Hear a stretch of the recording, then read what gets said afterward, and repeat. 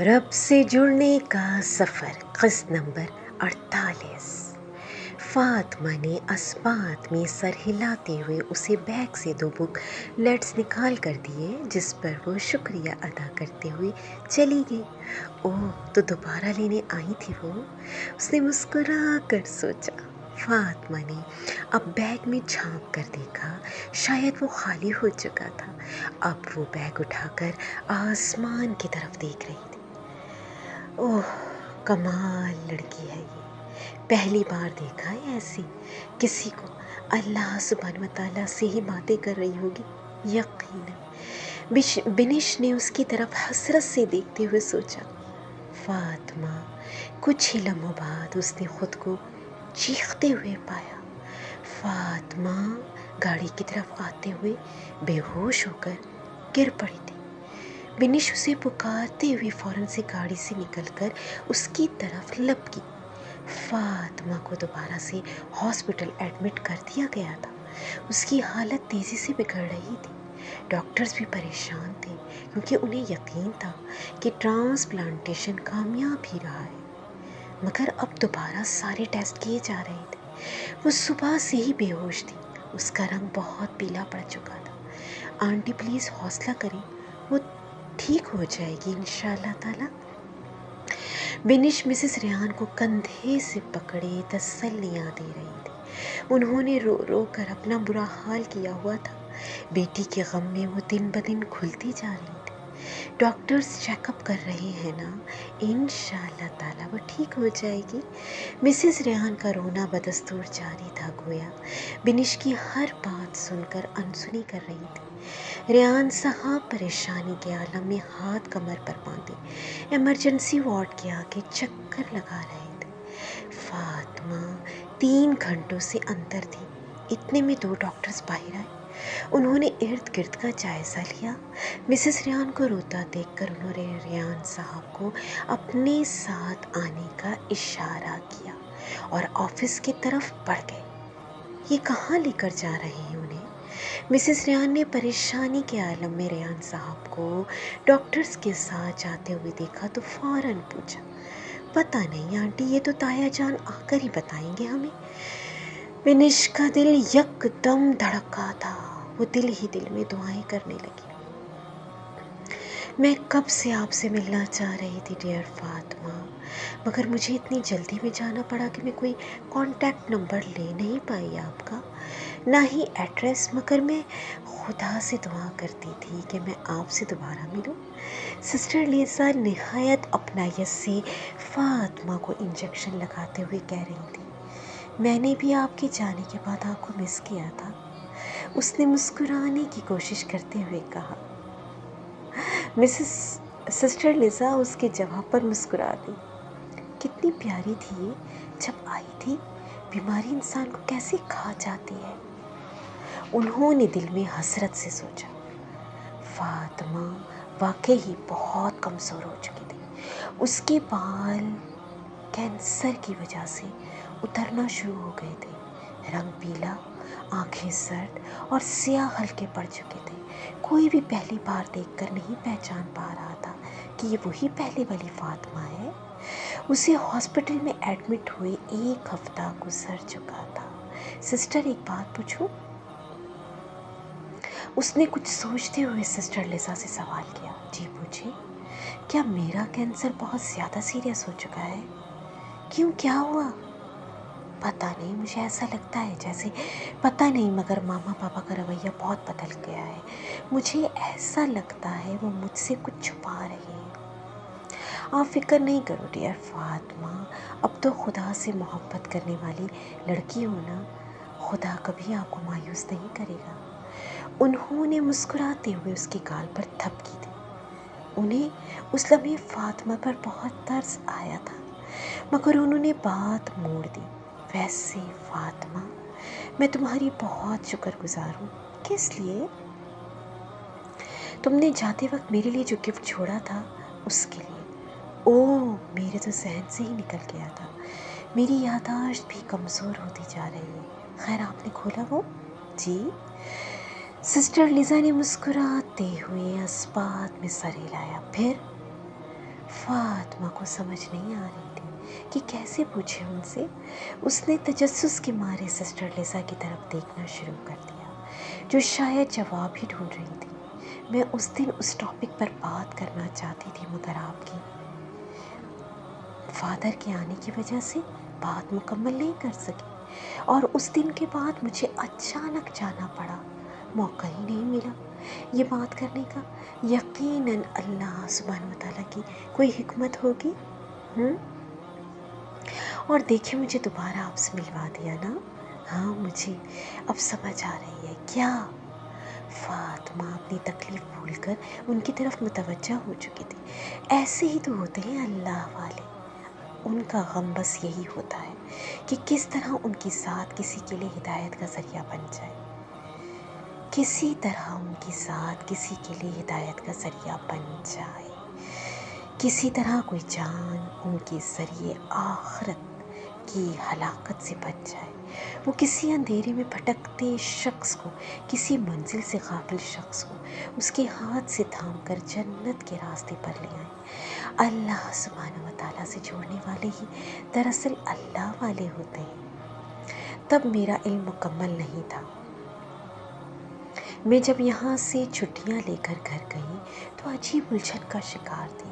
घर में grand father के रूम में बाइबल का मुक़द्दस अहदनामा जदीद और कदीम मिला तो वक्त निकाल कर उसे पढ़ना शुरू किया। फातिमा अब तक मैं भी बाकियों की तरह अपने आबा व अजदाद की अंधी तकलीद कर रही थी। जो उन्होंने सिखा दिया, कभी उसकी हकीकत जानने की कोशिश ही नहीं की। यही तो बात है सिस्टर, मेरी भी आधी ज़िंदगी ऐसे ही आबा अजदाद की अंधी तकलीद में गुजर गई। जो उन्होंने बता दिया, सिखा दिया, उसको पत्थर पर लकीर जानकर अमल किया। कभी सोचा ही नहीं कि हक क्या है, हक क्या है। फातिमा अपने माजी पर अफसरदा हो। हक ये बहुत मुश्किल से मिलता है फातिमा। मैं जिस अज़ियत से गुजर रही हूँ तुम अंदाज़ा भी नहीं कर सकती। सिस्टर लिज़ा के चेहरे पर कर्ब के आसार वाज़ेह थे। यह हकीकत है कि तुमसे मिलने के बाद ही मुझे एहसास हुआ कि कुछ है जिससे मैं गाफिल हूँ, कुछ है जो मैं नहीं जानती। मुझे हक जानने की जुस्तजू तुम्हें देख कर हुई। अल्हम्दुलिल्लाह, अल्हम्दुलिल्लाह। फातिमा का दिल तशक्कुर से भर गया। उसने दिल ही दिल में उसकी हिदायत के लिए दुआ की। मुझे बहुत हैरत हुई फातिमा, बाइबल के मुक़द्दस अहदनामे जदीद और कदीम में यस्सू ने कहीं ये नहीं कहा कि मेरी इबादत करो। मुझे बचपन से ही उलझन रही कि यस्सू खुदा के बेटे कैसे हो सकते हैं। खुदा जो इतनी मोहब्बत करने वाला है तो यस्सू को क्यों ज़रूरत पेश आई कि वो सूली पर चढ़कर हमारे गुनाहों का कुफ़ारा बन जाए। खुदा कैसे अपने बेटे की जान लेकर हम इंसानों के गुनाह धो सकता है। वो बेटे की कुर्बानी के बग़ैर भी तो माफ़ कर सकता है ना। बिल्कुल ठीक कह रही हैं आप। हम इंसान अपनी औलाद को दूसरों की राहत के लिए कभी कत्ल नहीं करते। और आप ये भी देखें, जो खुदा हो, जो रब हो, जो मालिक हो, उसे कैसे किसी के सहारे की, किसी औलाद की भी कैसे ज़रूरत हो सकती है। हाँ फातिमा, मगर मेरे मॉम डैड कहते हैं कि जैसे हर इंसान के माँ बाप होते हैं वैसे ही यस्सू का बाप खाविंद है, खुदावंद है। क्योंकि मुक़द्दस मरियम को किस गैर मर्द ने छुआ तक नहीं था, तो क्या एडम भी खुदा के बेटे हुए? क्योंकि वो भी तो बग़ैर माँ बाप के पैदा हुए थे ना। फातिमा इसी जवाब की तो तलाश में थी। बाइबल की तालीमात जानने के बाद जब यहाँ वापस आई तो मुझे पता चला तुम अपनी हॉली बुक की ट्रांसलेशन मेरे लिए छोड़ कर गई हो। मैं उसी दिन उसे लेकर गई। फातिमा, तौरात की तालीमात कहती हैं कि यस्सू ने अपनी बात किसी के आने की बिशारत दी थी, उसकी बात मानने का हुक्म दिया था। और ये कुरान और तुम्हारे प्रॉफिट हमारे जैसिस के बाद ही आए। تھے جنہوں نے پوری دنیا کو ایک نئے مذہب اور دین سے روشناس کروایا۔ جی سسٹر لیسا، اسلام کا دنیا پر جو اثر ہوا وہ کسی سے ڈھکا چھپا نہیں ہے، وہ ہمارے نبی کریم محمد مصطفیٰ صلی اللہ علیہ وآلہ وسلم نے کسی نئے دین سے نہیں بلکہ اسی دین سے متعارف کروایا جو اصل سے ہم انسانوں کو دیا گیا ہے۔ جو تعلیمات یسوع مسیح علیہ السلام لائے تھے یہ بھی اسی توحید کی دعوت دیتا ہے۔ ہاں، میں نے قرآن ریڈ کرنا شروع کیا ہے فاطمہ، مجھے بھی ایسا ہی لگتا ہے اور مجھے میرے سوالوں کے جواب بھی ملنے لگے۔ تم خدا سے دعا کرنا کہ میں حق پا کر اسے قبول کرنے میں دیر نہ کروں۔ انشاءاللہ تعالی میں ضرور دعا کروں گی۔ فاطمہ نے مسکراتے ہوئے سسٹر لیسا سے کہا، جو اب اٹھ کر سامان وغیرہ سمیٹ کر مشینز چیک کر رہی تھی۔ ریان صاحب، وہ میری اکلوتی بیٹی ہے۔ مسز ریان سے سکتے ہوئے رو رہی تھی۔ ریان صاحب نم آنکھوں سے اپنا ضبط قائم رکھے ہوئے مسز ریان کو کندھوں سے حوصلہ بھی دینے کی ناکام کوشش کر رہے تھے۔ حوصلہ بھی انسان تبھی دے سکتا ہے جب وہ خود حوصلہ رکھتا ہو۔ یہ وہ وقت تھا جب دونوں میاں بیوی مکمل طور پر ٹوٹ چکے تھے۔ اکلوتی اور جوان بیٹی کا غم انہیں گھلائے جا رہا تھا۔ ریحان صاحب پلیز کہیں اور سے پتہ کریں، کیا معلوم کہیں کوئی رستہ مل جائے۔ تم یقین کرو میں نے کہاں کہاں نہیں رپورٹس بھجوائی، ہر طرف سے ایک ہی جواب ہے، ٹرانسپلانٹیشن ریجیکشن ہو چکی ہے، کینسر بہت تیزی سے پھیل چکا ہے، سب یہی کہہ رہے ہیں، بس وقت بہت کم ہے۔ آخری بات کہتے ہوئے وہ دونوں سسکیوں کے ساتھ رو پڑے تھے۔ ڈاکٹر سے جواب دے چکے تھے، البتہ فاطمہ کو ہاسپٹل میں ایڈمٹ کر دیا گیا تھا کہ کبھی بھی کسی بھی وقت اچانک حالت بگڑ سکتی ہے، مگر یہ بات فاطمہ کو نہیں بتائی تھی۔ ریحان صاحب اور مسز ریحان دونوں فاطمہ کی خاموشی محسوس کر رہے تھے، جیسے وہ ان کے چھپانے کے باوجود بھی سب کچھ جانتی ہو۔ وہ دونوں اس کی حد سے زیادہ کیئر کرنے لگ گئے تھے، اسے خوش رکھنے کی کوشش کرتے، اس کے منہ سے نکلتی ہر خواہش پوری کرنے کی کوشش کرتے تھے، مگر وہ بھی فاطمہ تھی، دن بدن اپنی بڑھتی ہوئی شدید تکلیف کو وہ خوب جانتی تھی، مگر بس اظہار نہیں کر پا رہی تھی۔ وہ اس باغ میں خاموشی سے ایک الگ بینچ پر ٹانگوں کے گرد بازوں کا حلقہ بنایا آسمان کو تکتے ہوئے سحر زدہ بیٹھی تھی۔ وہ ہمیشہ سے ایسی ہی تھی، آسمان کے سحر میں کھو جانے والی لڑکی۔ اس کا نیچے لٹکتا ہوا سیاہ عبایا بینچ پر لگی مٹی سے خراب ہو چکا تھا، مگر وہ ہر چیز سے بے نیاز اپنی رب کی بنائی قدرت پر غور کر رہی تھی۔ اسے ہاسپٹل سے ہر روز دن میں 2 گھنٹے کے لیے اجازت ملتی تھی کہ وہ اپنے پیرنٹس کے ساتھ باہر گھوم پھر آئے، مگر اس سارے وقت میں بھی وہ ڈاکٹرز کی نگرانی میں رہتی تھی۔ یہ باغ ہاسپٹل سے کچھ فاصلے پر تھا جو اسے بہت پسند تھا۔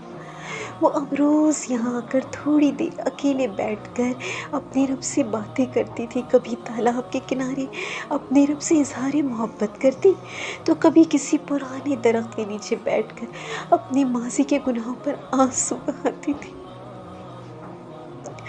آج وہ باغ کے اس حصے میں اکیلی آئی تھی جہاں درخت اس سے تھوڑے فاصلے پر تھے۔ اس کے بینچ کے ایک طرف لمبی قطار تھی، رنگ برنگے پھولوں کی ڈھیر سارے پھول تھے جو ہوا میں لہلہاتے ہوئے اپنی خوشبو بکھیر رہے تھے۔ ان کے پیچھے بلند باڑوں پر چڑھتی بیلیں اپنے بنانے والے کی عظمت کی گواہی دے رہی تھی۔ وہ کھلے آسمان کی طرف دیکھتے ہوئے مخاطب ہوئی، گویا آسمانوں سے پار کسی کو دیکھ رہی ہوں۔ اللہ سبحانہ وتعالیٰ، آپ واقعی جانتے ہیں کہ یہاں اس لان میں کتنے پھول ہیں؟ یعنی آپ اس زمین پر لگی گھاس کے ہر ریشے کی تعداد جانتے ہیں؟ اس کی نظریں یکا یک اپنے سامنے گھاس پر جا ٹکی۔ اسے تو نظر بھی نہیں آ رہا تھا کہ اس گھاس میں کتنے کیڑے مکوڑے اپنی خوراک اٹھاتے جا رہے ہیں۔ وہ دوبارہ گویا ہوئی، یا اللہ آپ ان سب کو جانتے ہیں، مجھے تو نہیں پتا وہ سامنے والے درخت پر کتنے پتے ہیں، مگر اللہ سبحانہ و تعالیٰ آپ جانتے ہیں۔ اللہ سبحانہ و تعالیٰ میں تو درخت کے سامنے کتنی چھوٹے کی سائز کی ہوں نا، اللہ سبحانہ و تعالیٰ کیا میں آپ کو نظر آ رہی ہوں؟ آنکھیں اب آسمان کی طرف اٹھی، آنسوؤں کی لڑیاں بہانے لگی تھی۔ اللہ سبحانہ و تعالیٰ آپ 7 آسمانوں کے پار عرش پر اتنی بلندیوں پر ہیں، اتنی دور ہونے کے باوجود آپ مجھ سے زیادہ جانتے ہیں نا، مجھ سے زیادہ میرے قریب ہے نا۔ اللہ سبحانہ و تعالیٰ میری کیا اوقات ہے آپ کے سامنے؟ اس رب کی بڑائی کے احساس نے اسے رب سے ملاقات یاد دلا دی تھی۔ بس کچھ گنے چنے دنوں اور اس کا مائنڈ معاف ہو جایا کرتا تھا، یہ سوچ سوچ کر کہ بس کچھ ماہ اور۔ یا اللہ آپ اتنے بڑے ہیں، میں کیسے آپ کا سامنا کروں گی؟ آنسوں کی رفتار میں تیزی سے آ گئی تھی، دل تھا کہ گویا بھی سینے سے باہر آ جائے گا۔ اللہ سبحانہ و تعالیٰ میری آنکھیں بہت گناہ گار ہیں، یا باری تعالیٰ مگر یہ آپ کو دیکھنا بھی چاہتی ہیں، یا رب یہ آپ کا دیدار چاہتی ہیں۔ اللہ سبحانہ و تعالیٰ آپ جانتے ہیں یہ آنکھیں اس قابل نہیں ہے، لیکن اللہ سبحانہ و تعالیٰ آپ جانتے ہیں میرا دل آپ کی محبت سے تڑپتا ہے۔ اللہ سبحانہ و تعالیٰ میرا دل کرتا ہے آپ سے ملنے کو، اور یہ بھی کہ جب میں آپ کے پاس آنے لگوں نا تو اللہ سبحانہ و تعالیٰ میرے لیے آسمان کے دروازے کھولے جائیں۔ اللہ سبحانہ و تعالیٰ مجھے ہر فرشتہ خوش ہو کر بتائے کہ تمہارا رب تم سے راضی ہے، مجھے آگے بڑھ بڑھ کر مبارکباد دے کہ تمہارا رب تم سے ملنے کا منتظر ہے۔ اللہ سبحانہ و تعالیٰ میں گناہ گار آپ سے ملنا چاہتی ہوں۔ اللہ سبحانہ و تعالیٰ میں موت کے وقت آپ کی رضا کی، آپ کی جنتوں کی بشارت چاہتی ہوں۔ اللہ سبحانہ و تعالیٰ پلیز پلیز پلیز۔ وہ اس وقت روتے ہوئے ایسی بات کر رہی تھی جیسے اس کا رب اس کے سامنے ہی موجود ہو۔ اللہ سبحانہ و تعالیٰ کیا آپ بھی مجھ سے ایسی حقیر بندی سے محبت کرتے ہیں؟ کیا آپ بھی مجھ سے ملنا چاہتے ہیں؟ اللہ سبحانہ و تعالیٰ سچی اب میرا دل نہیں لگتا ادھر، مگر مجھے بہت ڈر بھی لگتا ہے کہ اللہ سبحانہ و تعالیٰ میں نے کوئی عمل ایسا نہیں کیا جس پر آپ مجھے جنت الفردوس میں جانے کا ٹکٹ دے دیں۔ میں بہت جھوٹی ہوں، اللہ سبحانہ و تعالیٰ اس درخت سے بھی چھوٹی میری یہی اوقات ہے۔ اللہ سبحانہ و تعالیٰ آپ جانتے ہیں نا، اللہ سبحانہ و تعالیٰ دن بدن میرے دل کی عجیب حالت ہوتی جا رہی ہے، یہ لوگوں سے بے نیاز ہو چکا ہے، یہ دنیا قید خانہ لگتی ہے مجھے، میرا دم گھٹتا ہے۔ اللہ سبحانہ و تعالیٰ میں موت نہیں مانگتی، اللہ سبحانہ و تعالیٰ مجھے ڈر لگتا ہے اس سے، مگر اس تکلیف دہ مرحلے سے گزرے بغیر میں آپ سے بھی تو نہیں مل سکتی نا۔ اسے موت کی سختی اور نزا کے عالم کے خیال نے بے چینی سے پہلو بدلنے پر مجبور کر دیا۔ اللہ سبحانہ و تعالیٰ آپ میرے یہ بہتے آنسو دیکھ رہے ہیں نا، اللہ سبحانہ و تعالیٰ میرے پاس ان آنسوؤں کے سوا کچھ بھی تو نہیں، کچھ بھی نہیں، انہیں قبول کر لیں یا باری تعالیٰ ان کے ذریعے میرے حصے کی جہنم کی آگ بجھا دینا۔ اللہ سبحانہ و تعالیٰ آپ کے سوا کسی سے نہیں مانگتی نا میں، اگر آپ بھی نہیں دیں گے تو کہاں جاؤں گی میں؟ آپ کی رحمت کی منتظر ہوں یا رب، آپ کی رضا میں راضی سر جھکائے بیٹھی ہوں۔ اللہ پاک آپ گواہ ہیں، میں نے اب تک ایک بھی شکوہ نہیں کیا، آپ جانتے ہیں نا اللہ تعالیٰ کتنی اذیت ہے صرف اس سوچ میں کہ میرے پاس بس چند دن ہے، اس کے بعد میں مٹی کے نیچے دفن کر دی جاؤں گی۔ اللہ سبحانہ و تعالیٰ میرے لیے میری موت کو میری راحت کا سامان بنا دیجیے گا، اس تکلیف کے بدلے مجھے جہنم سے رہا کر دیجیے گا۔ اللہ سبحانہ و تعالیٰ کیا آپ اس دل کو آگ میں جلائیں گے جو آپ کی محبت میں دھڑکتا ہے، جو آپ کی قربت چاہتا ہے؟ یا رب، کیا آپ ان آنکھوں کو آگ میں جھلسائیں گے جو آپ کے لیے آنسو بہاتی ہے؟ یا رب پلیز پلیز میرے اللہ جی پلیز۔ وہ چہرے پر دونوں ہاتھ رکھے سسک سسک کر رو رہی تھی۔ اس کے یا اس کے رب کے سوا جانتا بھی کون تھا کہ وہ کس اذیت سے گزر رہی ہے، وہ اذیت جو اس کی رگو پہ میں سرایت کر رہی تھی، جو اس کا سانس لینا محال کر رہی تھی۔ اس کے لیے یہ دنیا چھوڑنا مشکل نہیں تھا، مگر اگلی دنیا میں قدم کرنا اس سے بہت ڈرا رہا تھا۔ بلا شبہ وہ تھی بھی ڈرنے کی جگہ۔ اللہ اکبر۔ آنسو کے قطرے جا بجا اس کے چہرے پر رکھے ہاتھوں سے گر گر کر اس کے سیاہ بایا میں گم ہوئے جا رہے تھے، مگر اوپر کہیں 7 آسمانوں کے پار وہ سیاہ ابائے میں غائب ہوتے ہوئے آنسو قبولیت کا درجہ پا رہے تھے۔ ہر طرف چہچہاتے پرندے گھاس میں اپنا رزق اٹھائے، چھوٹے سے کیڑے مکوڑے اس لڑکی کو یاد دلا رہے تھے کہ یہ مخلوق جس رب کی تسبیح کرنے والی ہے، وہ رب اپنے پکارنے والوں سے غافل نہیں ہے، وہ اپنے سے محبت کرنے والوں سے بے پرواہ نہیں ہے۔ ایک سکون کا احساس تھا جو اس کے دل کو گھیر رہا تھا۔ اس نے دوبارہ نم آنکھوں سے سر اٹھا کر آسمان کی طرف دیکھا۔ اسے لگا جیسے وہاں کوئی مسکرا کر اسے دیکھ رہا ہو۔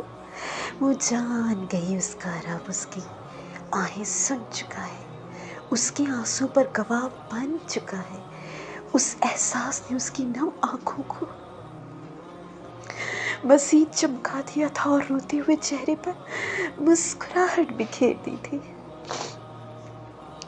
دین جس کی ترجیحات کا مرکز، وہ اس دین کی خاطر بنی اجنبی لڑکی، وہ دنیا سے آنسو چھپانے والی لڑکی، وہ تنہائی میں آنسو بہانے والی لڑکی، جو ہنسے تو دیکھتی رہ جائے دنیا، وہ رب کی محبت میں مسکرانے والی لڑکی، محبت جسے دیکھ کر رشک کھائے، وہ اپنے رب کی محبت کی دیوانی لڑکی، خوشی کے موقعوں پر جو آنسو بہائے، اداس لمحوں میں جو مسکرائے، وہ تشکر کا پیکر عاجز مزاج لڑکی، وہ رب کی رضا میں راضی رہنے والی لڑکی، جنت کی طلب جس کی راتیں جگائے، رب کی مسکراہٹ کا حصول جسے دن بھر تھکائے، وہ اس دنیا میں رہتے ہوئے بھی کسی اور ہی جہاں کے خواب سجانے والی لڑکی، تمنا تھی جس کی رب کی رضا،